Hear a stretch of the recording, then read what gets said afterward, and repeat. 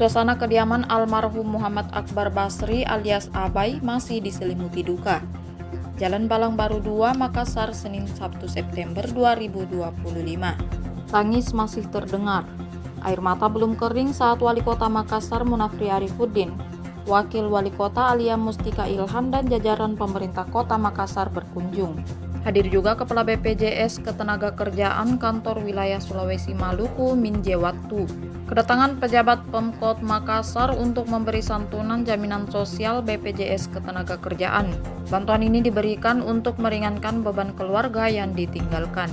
Pemkot bersama BPJS sekaligus memastikan hak-hak sosial korban tetap terpenuhi. Santunan yang diberikan sebesar Rp97.762.730 kepada keluarga almarhum. Bantuan ini merupakan manfaat jaminan kecelakaan kerja atau JKK senilai Rp94 juta dan jaminan hari tua atau JHT sebesar Rp4.762.730. Pemkot Makassar akan terus mendorong agar semakin banyak masyarakat, khususnya pekerja rentan, terdaftar dalam program jaminan sosial ini. Dalam kesempatan itu, pihak keluarga almarhum juga menyampaikan permohonan agar ada pengganti posisi Abai, mengingat ia merupakan tulang punggung keluarga. Menanggapi hal tersebut, Munafri menyebut bahwa pengganti langsung memang tidak dapat diatur dalam regulasi.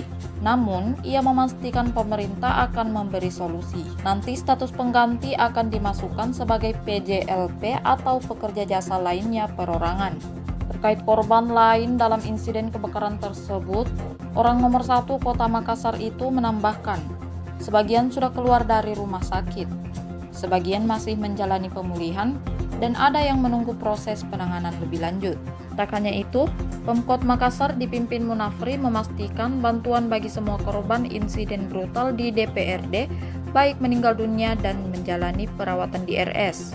Kakak kandung Abai, Muhammad Bahmid Basri, mewakili keluarga menyampaikan terima kasih kepada masyarakat yang terdaftar sebagai anggota dari member dari BPJS, sehingga itu tercover jaminan kematian pada saat bekerja, dan ini yang kita serahkan kepada Akbar atau Abai, sehingga program ini kita jalankan di Kota Makassar untuk semakin tahun kita berharap program ini bisa semakin banyak mengcover masyarakat Makassar, terutama saudara-saudara kita pekerja rentan.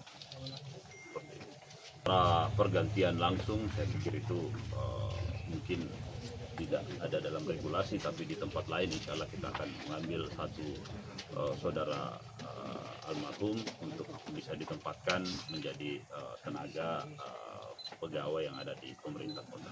Posisinya nanti statusnya seperti apa, Pak? PJLP. Pak, kalau untuk kondisi korban lain mungkin Pak ada update seperti apa? Ada beberapa yang sudah keluar dari rumah sakit, ada yang masih istirahat, terus ada juga yang masih menunggu proses untuk penanganan lebih lanjut, terutama yang Budi yang ada di Primaya. Jadi nanti kami akan update bagaimana kondisinya. Terima kasih. Download Tribun X sekarang, menghadirkan lokal menjadi Indonesia.